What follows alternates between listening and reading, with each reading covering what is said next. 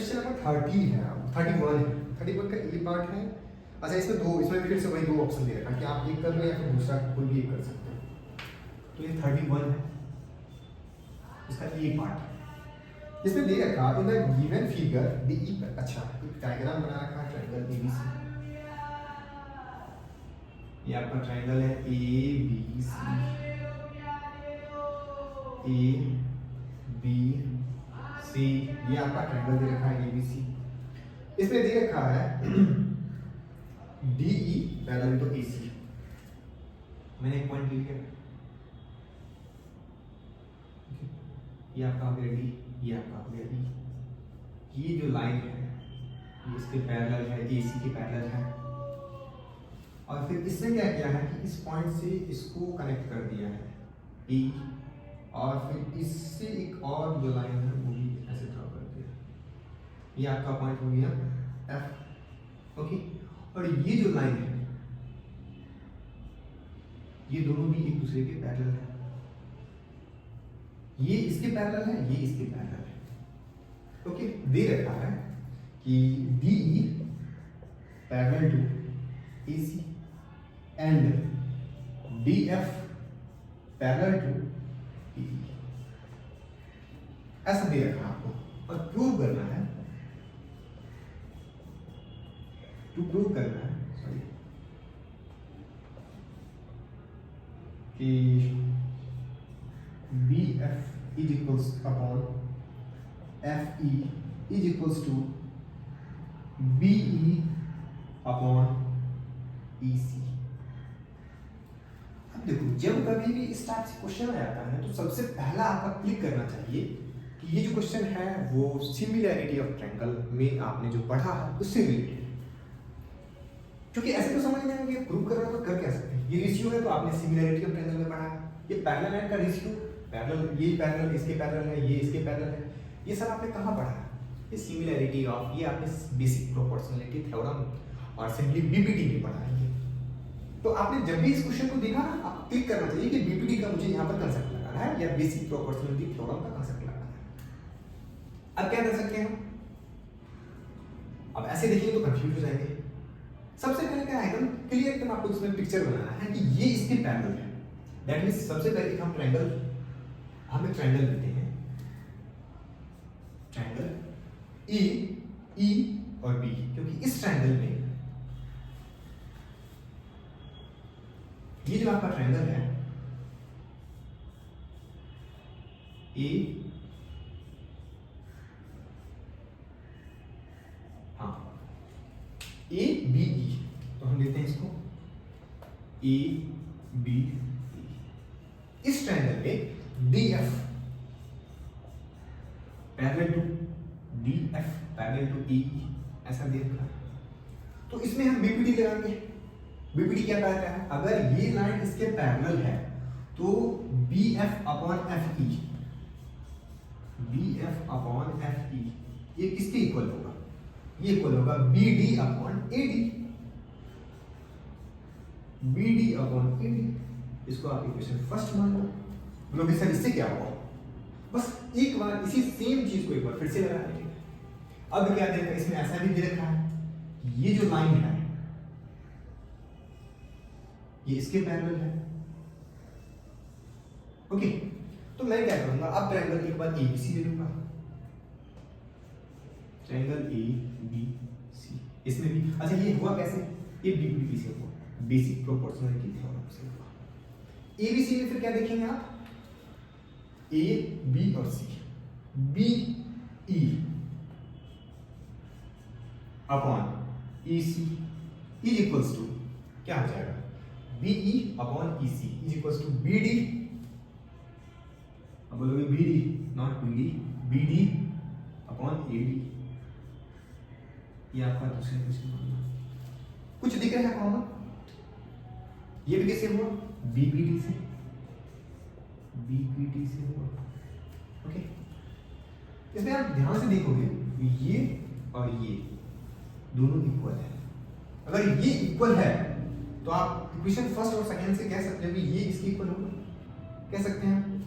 और जब आप इसको लिखोगे ये कुछ लिखा होगा, ये है B F upon F E is equals to B E upon E C, और यही तो आपका है B upon E C, hence root.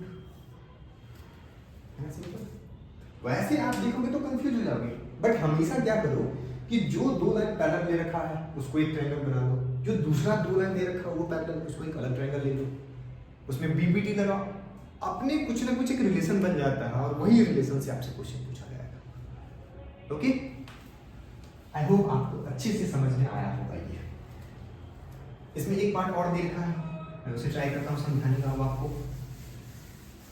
हमारा फर्स्ट पार्ट क्लियर हो गया।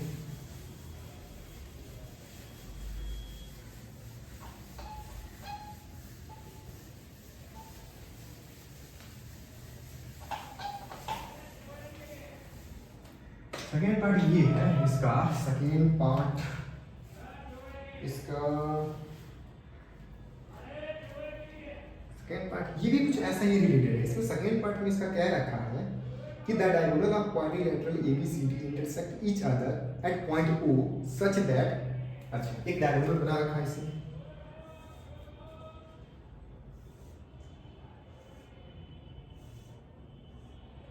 ओके, इसका नाम रख दिया A B C और B, ओके, इसका डायगोनल, इसका डायगोनल, ओके, ये कौन सा पॉइंट पे मीट कर रहा है, इंटरसेक्ट कर रहा है O पे,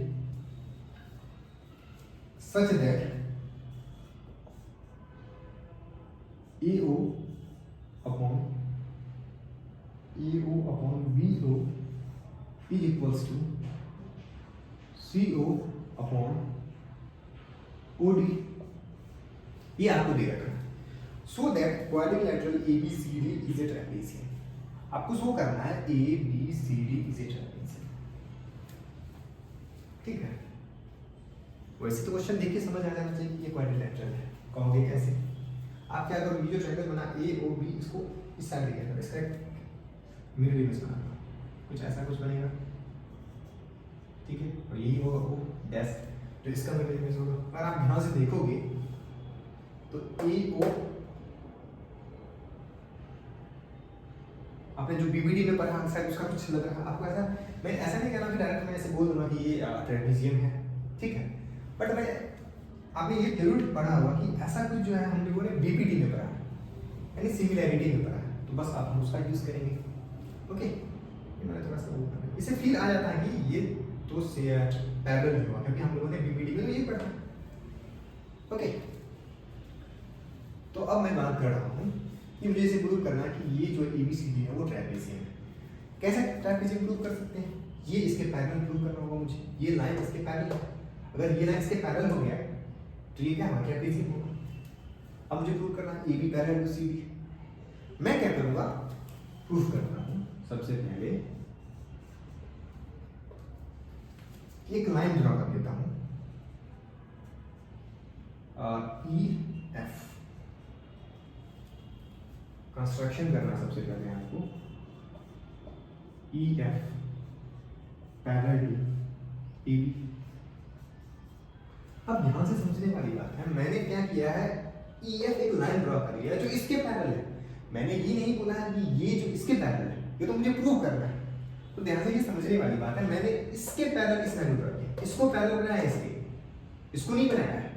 ओके, अगर ये लाइन इसके पैरेलल है तो BBD से आप देखोगे ये पैरेलल है, तो इन ट्रायंगल, एक ट्रायंगल लेता हूं ABD, ये क्या हो जाएगा, AE upon ED, okay, AE upon ED is equals to BO upon OD,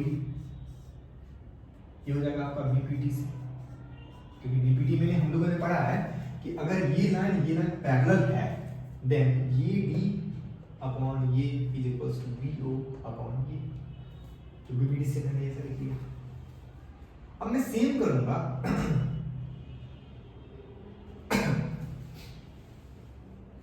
मैं आप सेम इसमें करूंगा, इसमें, इस ट्रायंगल पे, in triangle A B C. इस ट्रायंगल में देखते हैं ये लाइन इसके पैरेलल है, तो फिर हम कह सकते हैं कि अगर ये इसके पैरेलल है तो इस ट्रायंगल में क्या होगा, AO upon OC is equals to AO upon OC is equals to BF upon FC। ये भी होगा आपका BPT से, सॉरी BPT बेसिक प्रोपोर्शनल, इसको फर्स्ट मान लो, इसको सेकंड मान लो। ओके, अब आपको यहाँ पे कुछ समझने वाली चीज है वो समझने वाली चीज ये है कि अगर हम इसको थोड़ा सा रीअरेंज कर लेते हैं, इसको ये जो इक्वेशन 3 है इसको रीअरेंज कर लेते हैं, तो इसको हम ऐसे लिख सकते हैं AO upon CO is equals to BO upon OD, ऐसा लिख सकते हैं।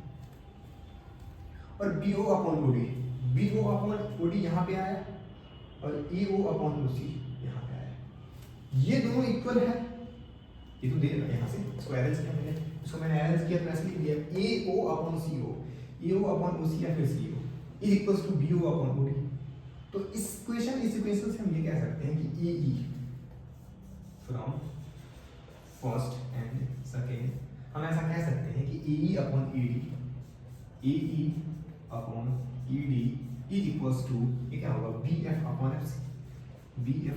FC, ठीक है। और अगर AE upon ED is equals to BF upon C, AE upon ED is equals to BF upon FC निकालते हैं, ठीक है, ऐसे निकाल दिया। एक चीज और भी हम कह सकते हैं, ठीक है, अगर ये इसके इक्वल है, ठीक है, तो ये जो है इसके इक्वल होगा BF upon FC is equals to BO upon OD, BF upon FC is equals to BO upon OD, BF upon FC is equals to BO upon OD। तो अब हम इस ट्रायंगल में आते हैं और इस दोनों के रिलेशन से हमने क्या फाइंड किया, ये मैंने निकाल दिया, एक एक्स्ट्रा फैक्टर कर लिया, ये आप निकालो तो भी ठीक है, नहीं निकालो तो इसकी जरूरत नहीं पड़ेगी, ठीक है। लेकिन बट इस दोनों को यूज करके हम ऐसा कह सकते हैं कि ये जो होगा आपका BF upon FC is equals to BO upon OD। ये इक्वेशन कब होगा, ये तब वैलिड होगा जब ये इसके पैरेलल होगा। तो इसके मदद से हम क्या कर सकते हैं, ये जो आपका है OF, ये क्या इसके पैरेलल होगा, ये होगा CD के पैरेलल होगा, OF यानी EF, इसको पहले वो लिखते हैं, इसको आप ऐसे लिख सकते हो EF पैरेलल टू CD। तो मैंने क्या किया था, EF पैरेलल टू AB, ये लाइन था इसके पैरेलल, बट इसको सॉल्व करके जो इक्वेशन दे रखा था कंडीशन, उस कंडीशन को सॉल्व करके मैंने क्या फाइंड कर लिया, ये जो EF है ये इसके पैरेलल है, अगर ये इसके पैरेलल है और ये इसके पैरेलल, दैट मींस ये इसके पैरेलल है ना। तो इससे हम क्या कह सकते हैं, AB पैरेलल टू CD, और अगर ये पैरेलल है दैट मींस ये ट्रेपेजियम है। मैंने कुछ नहीं किया, मैंने बस सिंपल किया, सबसे पहले कंस्ट्रक्शन किया EF जो इसके पैरेलल बना दिया, उसके बाद मैंने ये लगा दिया BPT लगा दिया, ठीक है, 2 बार BPT लगा दिया मैंने, 2 बार BPT लगा के ये फॉर्म किया। पहली बार जब BPT लगाया AE upon ED is equals to BO upon OD। फिर दूसरी बार लगाया इस ट्रायंगल में ABC में AO upon OC is equals to BF upon FC, ये कर दिया। अब दोनों को ध्यान से देखेंगे तो ये और ये क्या है, दोनों इक्वल ही है, तो इसकी जगह हम ये लिख सकते हैं। तो हमने क्या किया, BF अपॉन FC को लिख दिया BO अपॉन OD, इसकी जगह ये लिख दिया, ओके। इसको रीअरेंज करके यहाँ जो लाया था, ठीक है, उसको यूज कर लिया मैंने, BF upon FC is equals to AO upon OC की जगह हम उसको रीअरेंज करके BF upon FC is equals to BO upon OD। और ये जब है BF upon FC is equals to AO upon OC, नहीं BO अपॉन OD, तो इसका क्या मतलब हुआ, ये और ये पैरेलल है, ठीक है, अगर ये और ये पैरेलल है और मैंने पहले ही माना था कि ये और ये पैरेलल है, आपने इसको सॉल्व करने के बाद पता चला कि ये और ये पैरेलल, दैट मींस ये और ये पैरेलल है। ओके, तो इससे हम कह सकते हैं कि ये लाइन क्या है, पैरेलल है, और ये करता है, यही मुझे प्रूव करना था, तो ये ट्राइंगल ये है। इसे अब आप एक बार दो बार आप और कर देना फिर से, तो और भी क्लियर हो जाएगी। टफ नहीं है, बहुत इजी है। ये पार्ट दो पार्ट में रखा था, आप किसी एक को भी कर सकते थे, तो आपको नंबर मिलता है। ओके,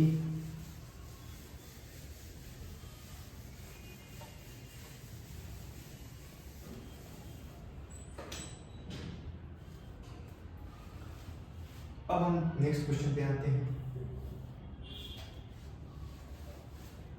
ये जो आपका नेक्स्ट क्वेश्चन है, अच्छा यहाँ पे आपका सेक्शन सी खत्म हो गया, अब सेक्शन डी सेक्शन में आ गए। ओके, और फिर सेक्शन ई है, तो ये जो दो सेक्शन बचा इसको हम लोग फिर नेक्स्ट सेशन में करेंगे। आपने ऐसा सोचा? नहीं, अभी हम लोग करेंगे क्योंकि हमें पेपर एक बार में कंप्लीट करना है। ओके, तो आपका सेक्शन डी में जो है ये है, इसमें कह रहा है सेक्शन डी का जो पहला क्वेश्चन है 32 क्वेश्चन है, वो बहुत ही इजी है। The diagonal of rectangle field 60 metre more than shorter side if longer side is 80 metre more than the shorter side then the length of side length the sides of field. अच्छा, इसमें एक ऐसा question क्या रखा है 32, ये part एक rectangle है, मैंने एक रेक्टेंगल बना लिया।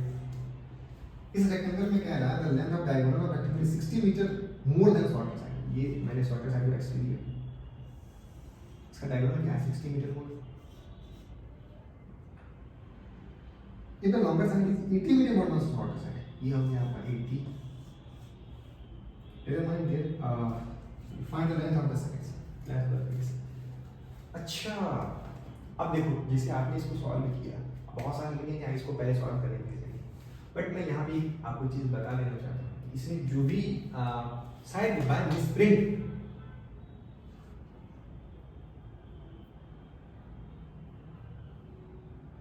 ऐसा हो रखा है, क्योंकि इसको हम ठीक है हम सॉल्व नहीं कर सकते। क्यों नहीं कर सकते?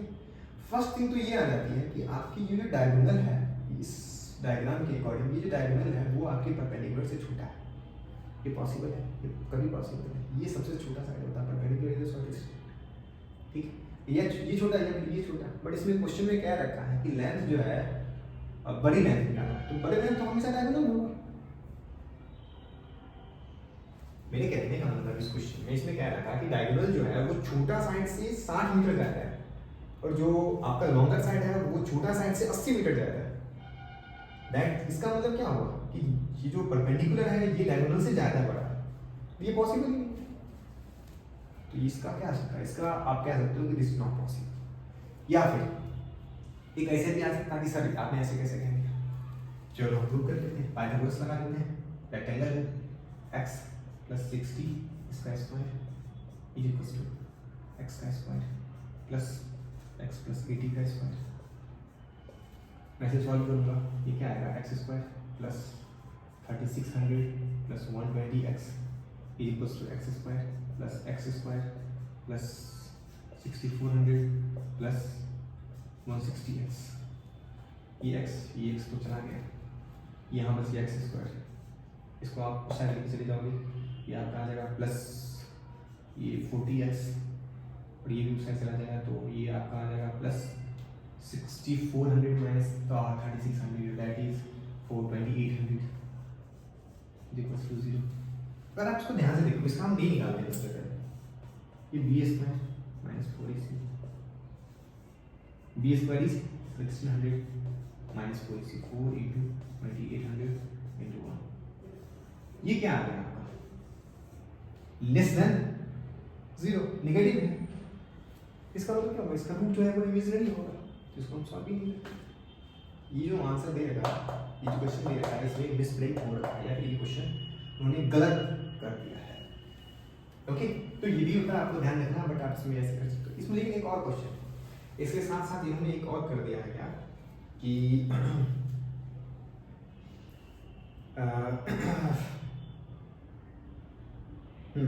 एक और क्वेश्चन दिया और करके दे दिया है, तो हम उसे ट्राई कर लेते हैं। बट इसमें क्या है, गलत है, इसका आंसर नहीं ला सकते क्योंकि ये सॉल्व ही नहीं कर सकते बट आपके टेंथ में ये नहीं कर सकते। तो फिर और इसका जो भी रूट आएगा वो इमेजिनरी रूट आएगा। अभी हम लोगों ने थोड़ी ना इमेजिनरी रूट के बारे में पढ़ा है। ओके